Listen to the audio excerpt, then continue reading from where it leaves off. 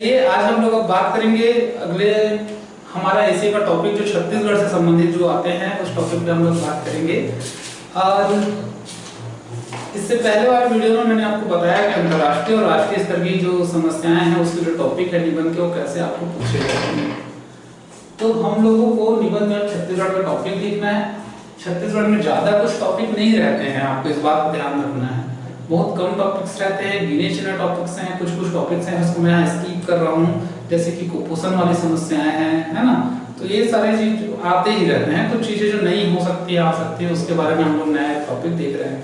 लेकिन निबंध लिखने से पहले एक चीज आपको मैं बताऊं कि जब आप ऐसे लिखेंगे तो आपके लेखन शैली बहुत महत्वपूर्ण है, बहुत ज्यादा महत्वपूर्ण है।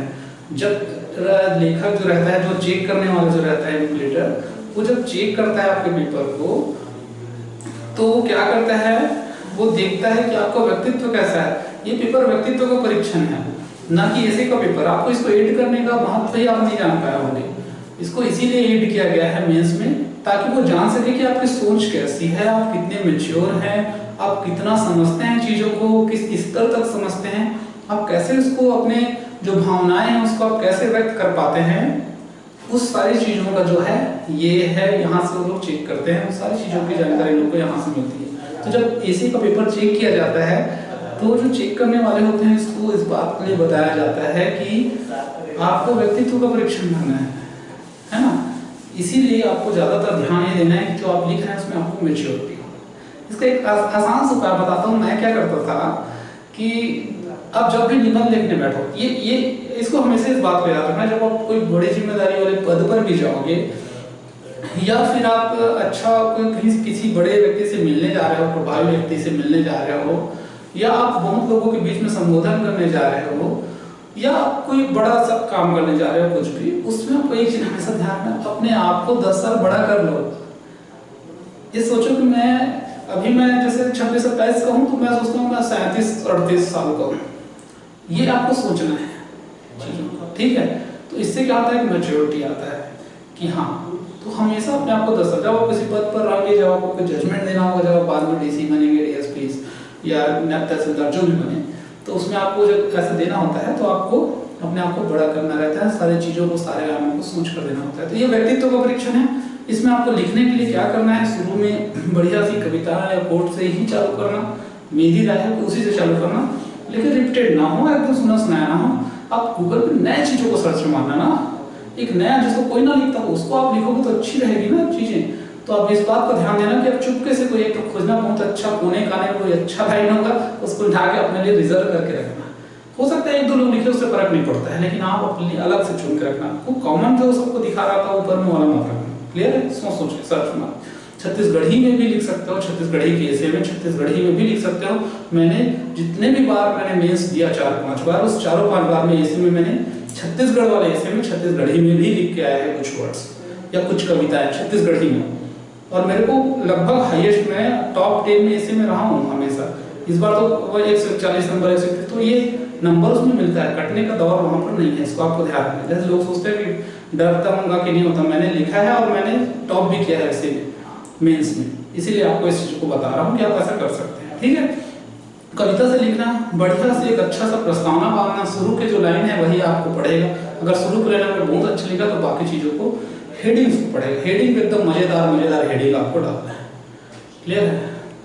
हाय रे कोरोना तो नाश हुआ है, इसको डाल सकते हो, ये बहुत अच्छा है। अगर कोरोना के बारे में आया बीच में हेडिंग डालना, हाय रे कोरोना तो नाश हुआ है, क्यों? इससे बहुत सारे हमारे व्यवहारों को बिगाड़ा है, हमारे पढ़ाई लिखाई को बढ़ा रहा है, एजुकेशन सिस्टम पूरा लॉस हो गया, फिर रोजगार चले गए, दुकानदारी चली गई, परिवहन व्यवस्था टफ हो गई, तो नाश तो होना चाहिए ना।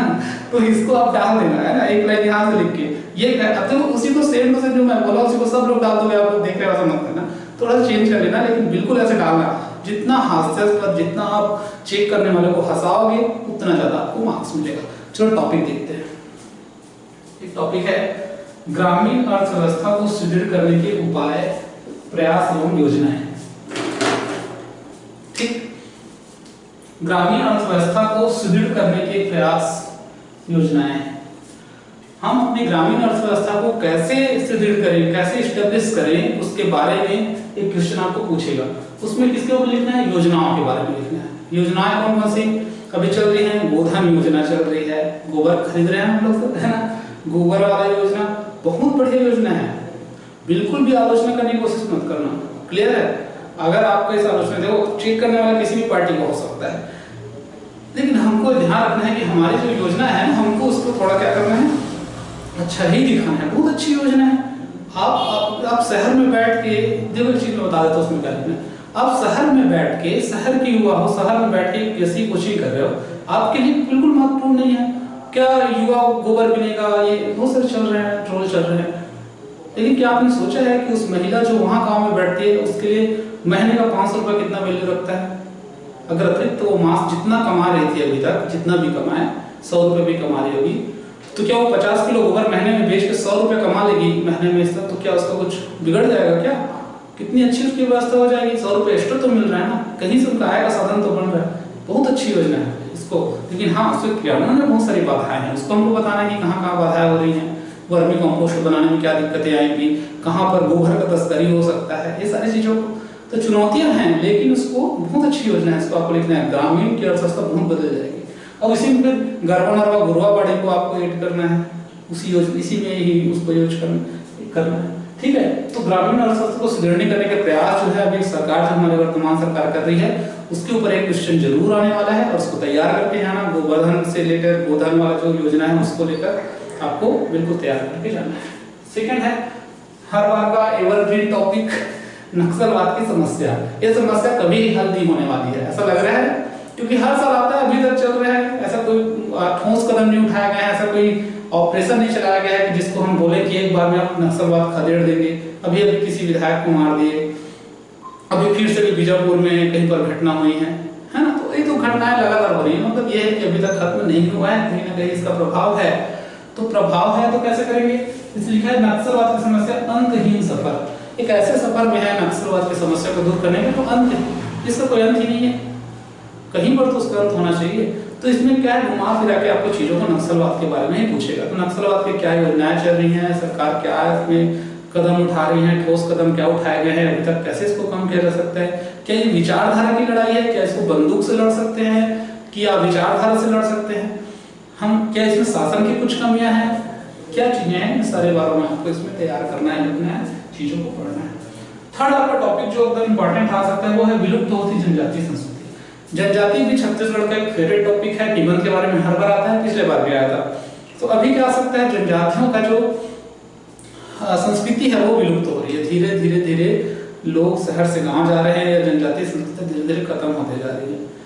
अब क्या हो रहे हैं, जो जितने भी जनजातीय क्षेत्र थे वहाँ बड़े बड़े प्लांट लग रहे हैं, है ना, खनिज वाले प्लांट लग रहे हैं, पावर प्लांट्स लग रहे हैं, तो उससे क्या हो रहा है, जो बाहरी जो राज्य के लोग हैं, जैसे बिहार के लोग हैं, यूपी के लोग हैं, मजदूर जो पहले आते थे वो सब वहाँ आते हैं, वहाँ के जनजाति के साथ रहते हैं, फिर कुछ दिन बाद तो ऐसा भी हो सकता है कि बस्तर के मुड़िया जनजाति लोग छठ पूजा मना रहे होंगे, तो प्रभाव पड़ता है, तो संस्कृतियों में थोड़ा बहुत तो प्रभाव पड़ता है। तो आपको इसमें लिखना है जनजातीय संस्कृतियाँ कैसे विलुप्त हो रही हैं, तो पहले क्या क्या संस्कृतियाँ हैं, कैसे विलुप्त हो रही है, क्या प्रभाव पड़ रहे हैं, कैसे सुधारा जा सकता है, कैसे बचाया जा सकता है। जनजाति के वो सजावटी सामान रह गए हैं हमारे यहाँ, कुछ भी होगा तो बढ़िया से ढोलक वाला, एक सींग वाला हम लोग क्या करते हैं, लगा देते हैं, है ना, आगे में आमचो बस्तर, हमारे छत्तीसगढ़ जनजाति का स्वागत है, केवल सजावटी सामान बस है।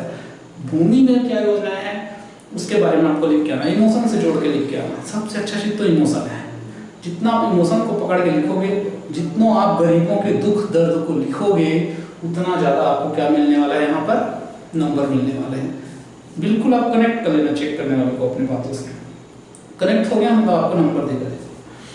अगला है कोरोना काल में छत्तीसगढ़ में वित्तीय संकट। कोरोना काल राष्ट्रीय स्तर में तो है ही ये टॉपिक, छत्तीसगढ़ में कम कोरोना है क्या, छत्तीसगढ़ में डेथ रेट सबसे ज्यादा है, नीचे से सेकंड टॉप में है, तो हमारे यहाँ इंफ्रास्ट्रक्चर भी नहीं है, तो कोरोना धीरे धीरे बढ़ रहा है। तो इसका क्या हमारे पास वित्तीय संकट तो है, कोरोना के कारण सारे दुकान सब बंद हो गए, हम इतने कर्ज में ऑलरेडी डूबे हुए थे, उसमें अर्थव्यवस्था में और भार आ गया, उसके बाद हम कर्ज ले रहे हैं आरबीआई से, और यहाँ फिर से फ्री वाली हमारी योजनाएं भी हम चला रहे हैं कि वहां से कर्जा लेंगे और यहाँ के किसानों को फ्री में बांटेंगे, ये तो चल रहा है ना।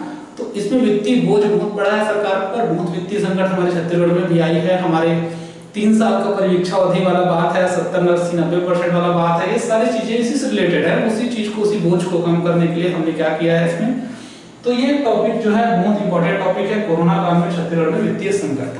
कोरोना से आप लोगों को बच के रहना है। देखिए मास्क लगा के जाना बहुत अनिवार्य है। आप लोग कहीं भी जाते हैं मास्क लगा के जाइए, अभी खत्म नहीं हुआ है, वैक्सीन भी नहीं आया है, हल्के में नहीं लेंगे। बहुत सारे ऐसे रहे हैं जो अपना इलाज करा सकते थे, बहुत अच्छे जगह इलाज करा सकते थे, वो सब स्वर्ग सिधार चुके हैं, है ना। इसलिए बिल्कुल रिस्क मत लीजिए, हल्के में मत लीजिए, अपना ध्यान रखिए। चीजों को इसके साथ साथ तो करना ही है, लेकिन बिल्कुल सावधानी के साथ।